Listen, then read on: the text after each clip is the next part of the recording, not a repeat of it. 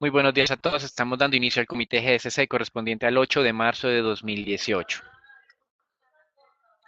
Con relación a datos económicos, comenzamos con cifras de balanza comercial en China, reunión del Banco Central de Japón, revisión de crecimiento de Japón del último trimestre de 2017, reunión del Banco Central de la zona euro, inflación en México, reunión del Banco Central de Perú, inflación en Chile, es decir, es una jornada con importantes datos desde el punto de vista económico y de política monetaria. Con relación a las cifras en China, nuevamente hacemos ese recordatorio que debido a que obedece al mes de febrero, donde se hizo la celebración del Año Nuevo Lunar, pues hay una alta probabilidad de distorsiones en estos indicadores. De todas maneras, no deja de sorprender el crecimiento del 44.5% de las exportaciones y de solamente el 6% de las importaciones, que seguramente lo único que va a hacer es incrementar la situación o las tensiones en el mercado internacional por las declaraciones de la Casa Blanca o del presidente Trump en contra de ese superávit comercial que viene presentando este país desde hace mucho tiempo. Con relación a Japón, revisión de crecimiento superó las expectativas 1.6%. Ayer el mercado pensaba que el dato iba a pasar del 0.5 al 1% únicamente, es decir, 60 puntos básicos más de crecimiento al cierre del 2017. Y en Europa, según la Comisión Europea, la economía italiana es la que más riesgo tiene en este momento en la zona euro por su alto endeudamiento y debilidad del sector bancario. Igualmente, en los últimos años el crecimiento de la productividad ha sido muy bajo en este país. Recuerden que el fin de semana se produjo o se realizaron las elecciones parlamentarias en Italia, lo cual pues dejó un ambiente político complicado para la conformación de una coalición de gobierno y esto en conjunto con la advertencia que le lanzó la Comisión Europea seguramente no deja a Italia en una posición muy cómoda. Con relación a esto, probablemente la Comisión Europea está aprovechando la situación para presionar a los movimientos políticos para que dejen de lado la idea de salirse de la zona euro en este momento. Chipre y Croacia son otros dos países que hacen parte de este grupo de economías con desequilibrios excesivos y la buena noticia provino por parte de Francia que bajo el mandato de Macron, Emmanuel Macron, ha venido realizando algunas reformas que bajo la consideración de la Comisión Europea son suficientes para eliminar o para excluir ya a Francia de este listado donde había pertenecido el año pasado. Con relación a cifras económicas en Europa, se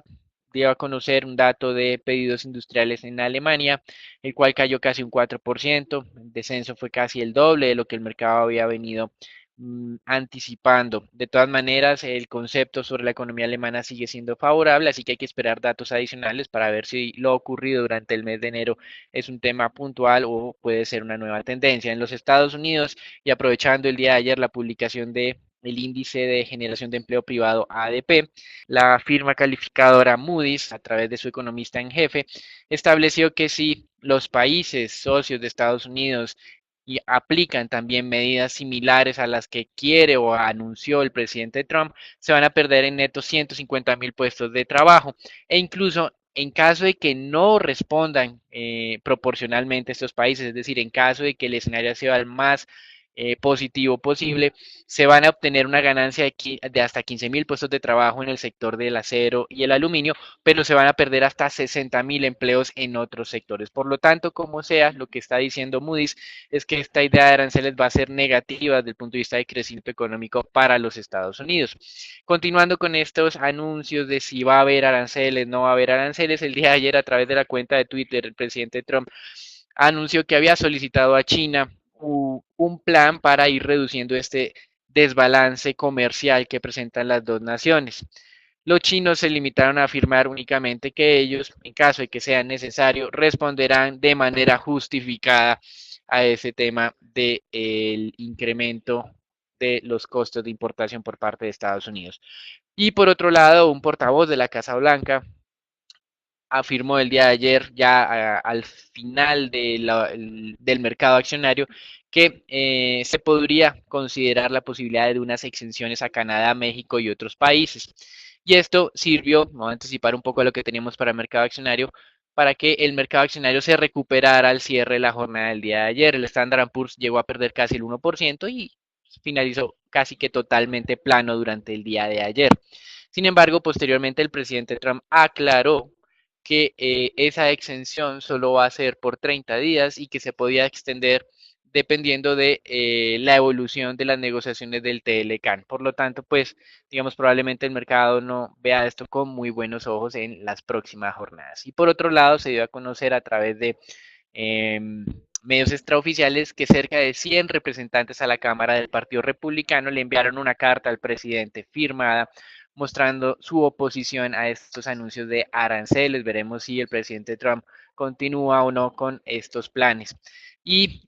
para incrementar las tensiones, el día de ayer se dio a conocer la balanza comercial de los Estados Unidos,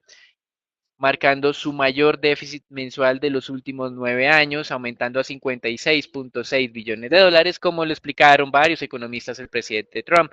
Esa inclinación de consumo que tiene la economía estadounidense se va a incrementar con los recortes tributarios, por lo tanto, pues esto es simplemente consecuencia de la política implementada por el presidente Trump y no pues necesariamente de algo que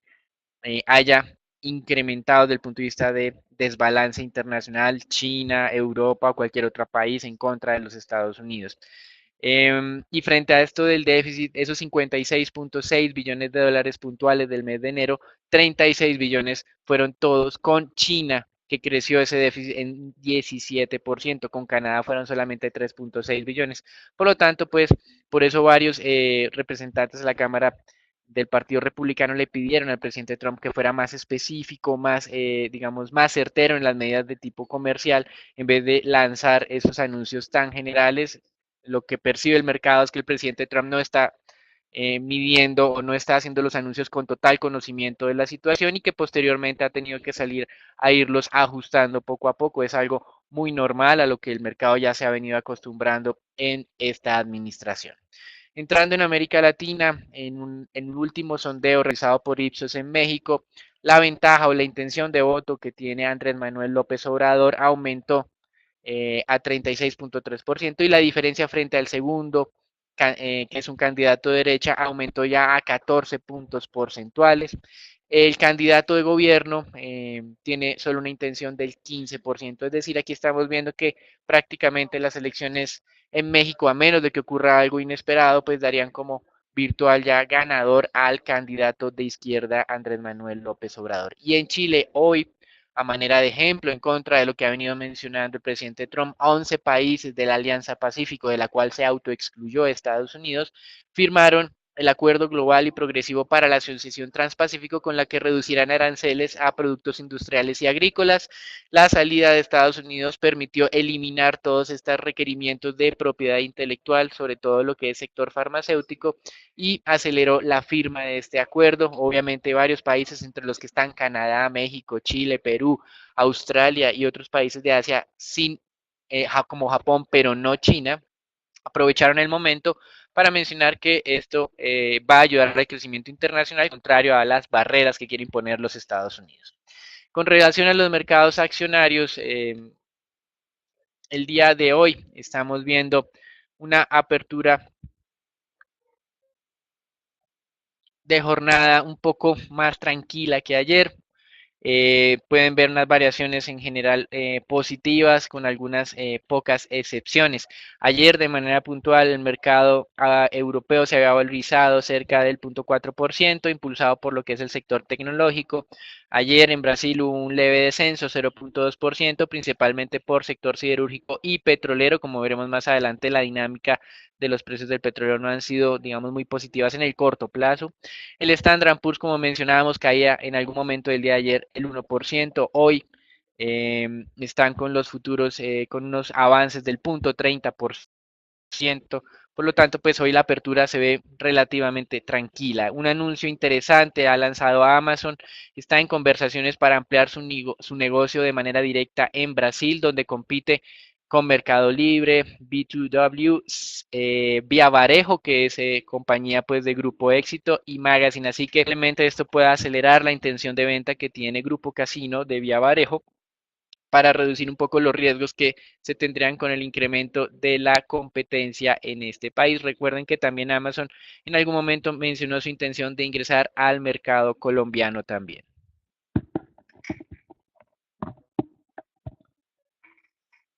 Como lo venía mencionando Daniel, pues vemos entonces que continúa en la senda positiva para los futuros del Standard Poor's.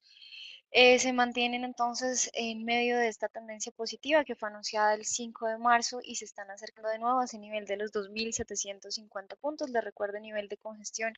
en el corto plazo y veríamos entonces que se podría llegar incluso a niveles cercanos a los 2.800 puntos. En otras noticias corporativas, ya hace algunas semanas habíamos comentado la intención que tenía AT&T, que pues es propietaria de DirecTV, de vender su negocio y su segmento en América Latina. Sin embargo, pues esto digamos que la intención principal de esta venta era pagar parte de la deuda que aumentará en casi 180.000 millones de dólares una vez se cierre la adquisición de Time Warner. Sin embargo, la decisión fue otra y el día de ayer reveló que presentó de manera confidencial el registro de oferta pública inicial para esta unidad de negocio en América Latina para la SEC bajo el mnemotécnico de BRIO. Entonces, esto pues digamos que cambia los planes de AT&T en América Latina en lo que tiene referencia con DirecTV en esta región. Pasando con el mercado de divisas, vamos a ver cómo el dólar está ganando contra casi todas las monedas fuertes. Sin embargo, pues vamos a ver que después de los pronunciamientos del Banco Central Europeo, el euro se opone un poco a esto y presenta una valorización ya de un 0.11%. Sin embargo, pues en las monedas de mercados emergentes, el panorama pues sí sigue siendo muy mixto. Vemos entonces una apertura positiva para el peso colombiano con un avance del 0.28% y el rand sudafricano pierde por segunda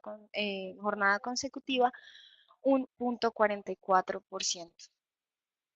El aluminio continuaba el día de ayer su caída frente a una perspectiva aún más negativa después de la renuncia que veíamos del asesor económico de Trump, que pues era el defensor clave del libre comercio, con lo cual pues ya veíamos un retroceso para este commodity cercano al 1% tras el posible arancel que puede ser del 10% a su importación. En el mercado petrolero veíamos el día de ayer como los inventarios aumentaron un 2.4 millones de barriles, donde la producción total de Estados Unidos registró a su vez un nuevo máximo histórico de 10.36 millones de barriles y las tasas de operación en refinería subieron 53.000 barriles día, pero el impacto pues veíamos en el precio del WTI no fue muy fuerte, a pesar de que pues ya nuestro indicador nos marca una nueva tendencia a la baja, esta no está totalmente confirmada dado que vemos que se está generando lo que sería un canal lateral de nuevo entre, digamos, los niveles de los $60 a los $64, con lo cual si ataca lo que sería con éxito el nivel de los $61 a la baja y lo consolida, sí podríamos entonces confirmar esta nueva tendencia a la baja para el corto plazo.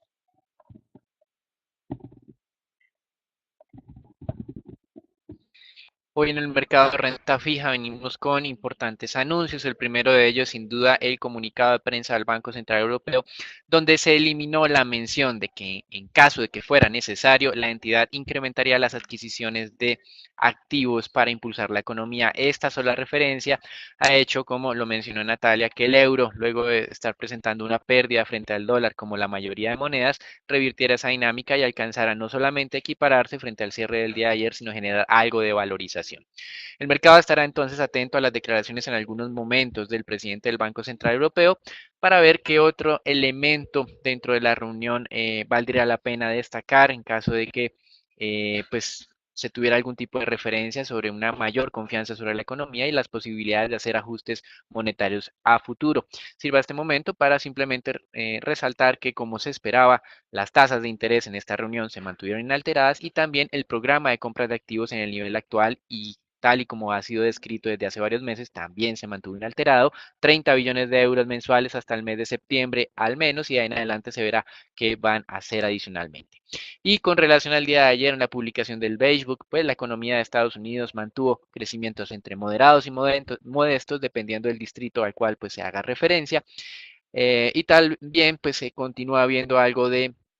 rigidez en lo que es la contratación en los Estados Unidos. Esa rigidez no viene por el lado de la demanda de las empresas, sino viene por el lado de la oferta. Hay problemas en mano de obra calificada, obviamente no necesariamente es la base de votantes de la administración Trump, pero aquí es donde hemos visto mayores alzas salariales. Y acá, pues también en lo que son alzas salariales, se está empezando a ver algo de incrementos en otros sectores de la economía, como el tema de la construcción, pero pues no, el Beige Book no mencionó que ese incremento salarial sea excesivamente acelerado, simplemente que se ha registrado algo más de incrementos acá. Veremos entonces ya la reunión del mes de marzo de la Reserva Federal, donde pues obviamente ya todos han descontado el incremento de tasa de 25 puntos básicos, cómo va a ser ajustado el discurso y cómo serán ajustados los pronósticos de crecimiento y de tasas de interés. El día de ayer, el presidente de la Reserva de Atlanta apoyó las declaraciones de las que había dado el presidente de la Reserva de Dallas, Robert Kaplan, anunciando o simplemente estableciendo que estos rumores de los aranceles aún no pueden ser incorporados dentro de las proyecciones de la Reserva Federal. Es decir, que en esa reunión del mes de marzo no vamos a ver o no tendremos la evidencia de lo que piensan los miembros sobre los impactos en inflación y en crecimiento que se tendrían con este tema de aranceles. Hemos visto a varios analistas diciendo que el gobierno va a borrar con el pie lo que logró con la reforma tributaria. Veremos más adelante entonces cómo continúa avanzando estos temas de los aranceles. En este momento está comenzando la conferencia de prensa del presidente del Banco Central Europeo y así cerramos nuestro Comité Internacional, recordándoles algo de estabilidad en los mercados de renta fija, en lo que es en Estados Unidos y algunas presiones leves en Europa por esta referencia o ese cambio en el comunicado de prensa, fortalecimiento del dólar frente a todas las monedas menos el euro y algo de tranquilidad en los mercados accionarios. De todas maneras, recuerden nuestra advertencia sobre la dinámica del VIX. Ayer hubo un descenso, se encuentra actualmente cerca de las 17 unidades. Ayer en algún momento alcanzaba a acercarse a niveles de los 19 puntos, pero digamos que en cierta medida continúa algo de tensión entre los inversionistas. Damos entrada entonces al informe Colombia, donde pues ha habido algunos anuncios relevantes con relación a posibles movidas de ventas de importantes compañías en el país.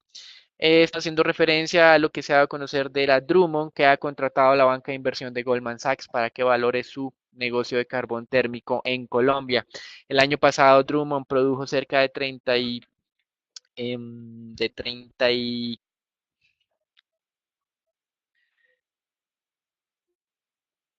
de 32.4 millones de toneladas de carbón térmico. Fue el principal productor en el año 2017 y pues no se ha conocido si su intención es hacer una venta del 100% de lo que le queda o una venta parcial. Ya en el 2011, Drummond había realizado una venta de cerca del 20% de su explotación en Colombia a la japonesa Itochu por 1.5 billones de dólares. Y en otros anuncios, el presidente Santos reconoció que en su mandato no va a alcanzar a hacer la inauguración del túnel de la línea, aunque ya manifestó que se había avanzado en 7 de los 8.5 kilómetros de esta importante obra. En datos favorables, el día de ayer se conoció que la deuda externa como relación del PIB había bajado en el año 2017 al 40.2% desde un 42.8%. Esto se debe básicamente al fortalecimiento del peso y al crecimiento de la economía en términos nominales, pues el endeudamiento siguió creciendo medio en dólares, creció 3.6% a 124.4 billones de dólares. Tenemos varias noticias corporativas relacionadas con Grupo Sura. El día de ayer, el vicepresidente de Finanzas Corporativas de la compañía dio algunos pronunciamientos frente a lo que viene realizando la compañía en la región. Él pues habló de que pues se afectó y lo que veíamos en los resultados del cuarto trimestre del 2017 era una utilidad afectada principalmente por altos costos que genera entonces el proceso de integración de las diferentes operaciones que mantiene en los 11 países de la región.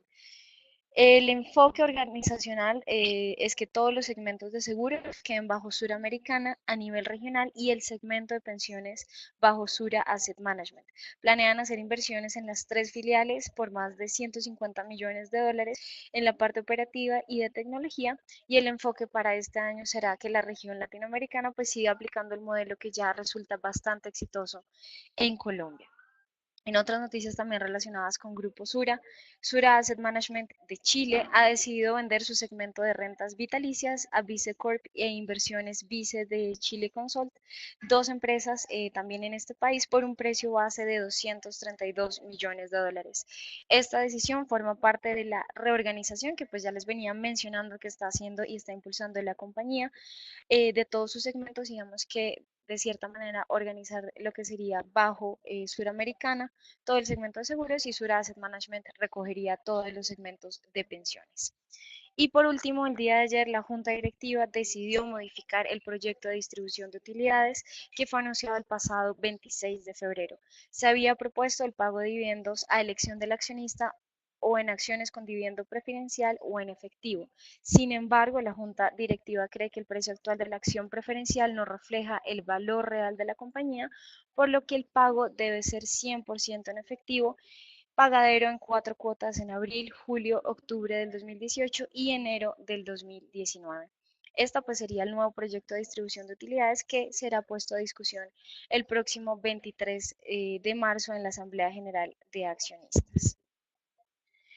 En otras noticias corporativas ya relacionadas con Canacol, la compañía anunció que cerró el proceso de venta de su participación del 25% en Servicios Libertador. Esta es una empresa en Ecuador. Ya recibió 30.4 millones de dólares del monto total de compra, que asciende a 36.4 millones, y el pago del restante, pues de los restantes 6 millones de dólares, queda programado para junio del 2019. Y finalmente tenemos unas noticias ya relacionadas con Avianca. Culminó entonces lo que fue el proceso y las audiencias de los pilotos que participaron durante la pasada huelga a final del año. Con esto, pues el resultado fueron 107 terminaciones de contrato por justa causa y 109 suspensiones de pilotos. Estas decisiones no se encuentran en firme, pues hasta que pase el tiempo oportuno que tienen los pilotos que deseen apelar. Y la empresa pues ya ha adelantado entonces lo que es la contratación de 120 nuevos pilotos desde octubre del año pasado y seguirá realizando lo que serían nuevas contrataciones, pues ya en vista de que culminó entonces las audiencias y este fue el resultado bastante negativo para los pilotos. En lo relacionado, en lo relacionado con el Colcap, vamos a ver cómo este continúa la tendencia positiva, pues a pesar de que se mantiene pues la señal de caída que fue anunciada desde finales de febrero. Lo que vimos el día de ayer pues fue relativa calma, pero la mayoría de las acciones registraron variaciones positivas. Se mantiene sobre esa segunda banda del indicador, sobre los 1473 puntos. Y les recuerdo, la banda para considerar el cambio de tendencia y el ataque que se podría dar en el corto plazo se ubica sobre los 1480 puntos. Pasando con el análisis de la acción de Cementos Argos, vamos a ver cómo esta caía un 1.4% la jornada anterior. Sin embargo, les queríamos mostrar el día de hoy cómo pues la acción ha registrado una caída bastante fuerte. Esto pues principalmente por lo que fue la noticia fundamental de la eliminación de ambas referencias de los índices FTSE, pero la acción desde la parte técnica vemos que encontró lo que fue un piso cercano a los 9.200 pesos, lo que nos resulta bastante atractivo dado que se está dando esa recuperación y rebote al alza durante las últimas jornadas. A pesar de que la tendencia negativa persiste, pues sí se podría plantear entonces una recuperación incluso a niveles cercanos a los 10.500 pesos, que representaría una valorización de más del 10% en el corto plazo. Y finalmente, lo relacionado con Grupo de Energía de Bogotá. Queríamos mostrarles, pues a pesar de que la acción se mantiene, digamos que con relativa calma en las últimas jornadas, muy de cerca de ese nivel desde el precio que fue anunciado para la primera etapa de enajenación, sobre los 2.018 pesos, ha tenido ciertas fluctuaciones cercano y se mantiene en lo que serían niveles de los 2.020 a los 2.050 pesos, pero pues la perspectiva continúa siendo muy positiva en el corto plazo. El precio objetivo, les recuerdo que para nosotros y para el consenso de analistas se ubica sobre los 2.200 pesos y representaría una valorización cercana al 8%. Pasando con el peso colombiano, veíamos pues en el segmento de mercado de divisas cómo este lideraba las ganancias. Sin embargo, pues se está atacando y se mantiene sobre ese nivel de los 2.855 pesos, segunda banda en el indicador, con lo cual pues relativa calma se mantiene entre las tres bandas y ya es, ya lo hemos mencionado como tal, los niveles a considerar 2.880 puntos, 2.855 y lo que sería el nivel intermedio sobre los 2.860 pesos. Y finalmente, lo relacionado con los test del 2024, vemos que el día de ayer tiene una jornada bastante positiva, se dio el ataque con éxito a ese nivel del 6,30 y continúa por encima del mismo, con lo cual no se descarta entonces un posible ataque al nivel del 6,40 de nuevo durante la jornada de hoy. Con relación a este tema de los test, ha habido mucha especulación frente a la posibilidad de que los extranjeros estuvieran liquidando posiciones durante el mes de febrero, teniendo en cuenta pues que la tendencia positiva del mercado de test se eh, pues cambió durante ese periodo y como ustedes han venido viendo con Natalia, pues ha habido una tendencia alcista desde comienzos de ese mes. Pues bien, el día de ayer, finalizando la tarde, el Ministerio de Hacienda y Crédito Público reveló la información sobre tenencias de test para cierre de febrero.